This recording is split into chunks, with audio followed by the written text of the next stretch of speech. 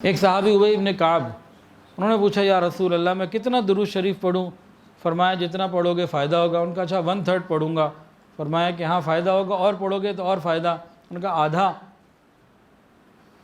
ان کا اور پڑھو گے اور فائدہ ہوگا۔ ان کا 2/3 پڑھ لوں گا، 66% کا جی اور پڑھو گے اور فائدہ ہوگا۔ اچھا بھی سارا ہی وقت درود شریف میں گزاروں گا۔ نبی علیہ السلام نے فرمایا اگر تو ہر وقت مجھ پر درود شریف پڑھے گا، اللہ تیرے گناہوں کو بھی معاف فرمائے گا، تیرے غموں کو بھی دور کر دے گا، غموں کے لیے کافی ہو جائے گا۔ حضرت علی رضی اللہ عنہ فرماتے تھے کہ اللہ کی قسم اگر اللہ اور اس کے رسول نے تسبیح، تکبیر، تحلیل اور تمحید باقی چیزوں کے فضائل بیان نہ کی ہوتے تو میں ہر سانس میں درود شریف ہی پڑھتا۔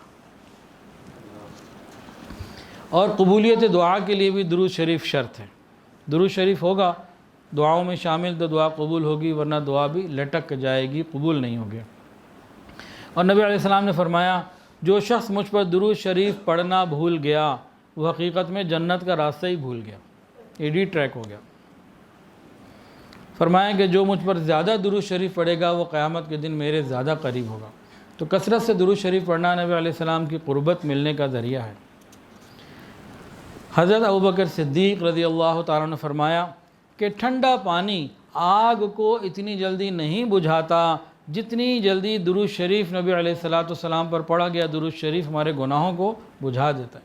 ایک حدیث کے اندر آتا ہے جس کتاب کے اندر کہیں میرا نام کوئی لکھ لے، جب تک وہ نام لکھا رہے گا اس وقت تک فرشتے اس کے لیے دعائے مغفرت کرتے رہیں گے۔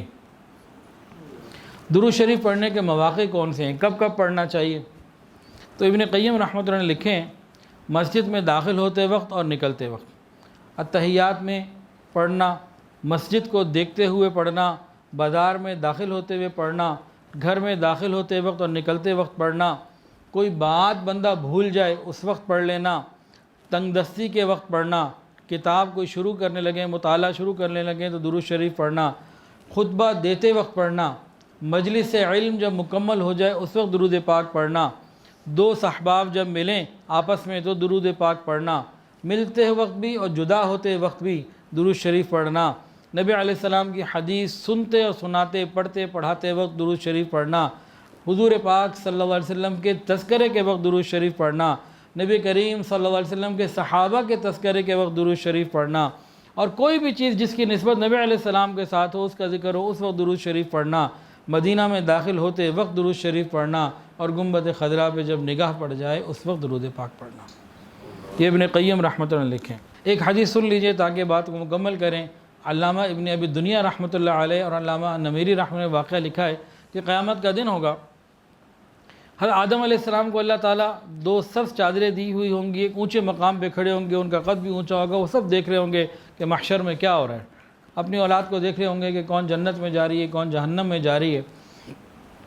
اتنے میں وہ دیکھیں گے ایک نوجوان کو کہ اس کو فرشتے جہنم کی طرف گھسیٹ کے لے جا رہے ہیں، تو وہ حضور صلی اللہ علیہ وسلم کو آواز دیں گے یا احمد یا احمد، نبی علیہ السلام ان کی طرف متوجہ ہو کے فرمائیں گے یا ابا البشر، فرمائیے لبیک یا ابا البشر۔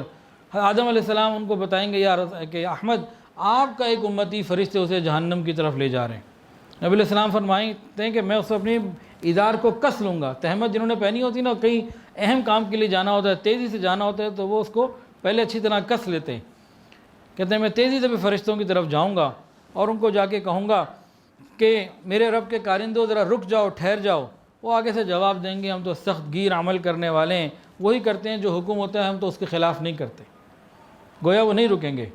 نبی علیہ السلام وہاں کھڑے ہو جائیں گے، اپنا بایاں مبارک ہاتھ جو ہے اپنی اس داڑھی پہ پھیریں گے، ریش مبارک پہ، ایک عاجزی کا عمل ہوگا اللہ کے سامنے۔ پھر اللہ تعالیٰ سے عرض کریں گے یا اللہ آپ نے مجھ سے وعدہ نہیں کیا تھا آپ میری امت کے ساتھ بارے میں مجھے رسوا نہیں کریں گے؟ اب فرشتوں کو آواز آئی جی، اللہ تعالیٰ فرمائیں گے کہ اے میرے فرشتوں محمد صلی اللہ علیہ وسلم کی اطاعت کرو اور اس بندے کو واپس میدان پہ لے کے جاؤ۔ فرشتے فوری طور پر واپس آئیں گے، نبی علیہ السلام کاغذ کا ایک چھوٹا سا پرزہ نکالیں گے جو انگلی کے ایک پور کے برابر ہوگا، 1 انچ کا سمجھ لیجیے، اور میزان پہ رکھ دیں گے اور بسم اللہ پڑھ کے رکھیں گے۔ جیسے ہی آپ پڑھیں گے بسم اللہ وہ رکھیں گے پرزہ، نیکیوں کا پلڑا بھاری ہو جائے گا، گناہوں کا اٹھ جائے گا، اور ایک آواز آئے گی یہ بندہ جو ہے وہ کامیاب ہو گیا، اب اس بندے کو جنت میں لے جایا جائے۔ اب فرشتے کہیں گے چلو بھائی جنت میں، کہ ٹھہرو تو صحیح میں مل تو لوں، ٹھہر جاؤ ذرا۔ اب وہ آئے گا کہ میں ذرا تعارف کرنے کے لیے آتا ہے وہ، اس کے بعد کہے گا میرے ماں باپ آپ پر قربان، آپ کا چہرہ کتنا خوبصورت ہے، آپ کے اخلاق کتنے اچھے ہیں، آپ کتنے پیارے ہیں، آپ کون ہیں کہ آپ نے میری لغزشوں کو کم کر دیا، میرے غم کے اوپر آپ نے ترس کھا لیا، آپ کون ہیں؟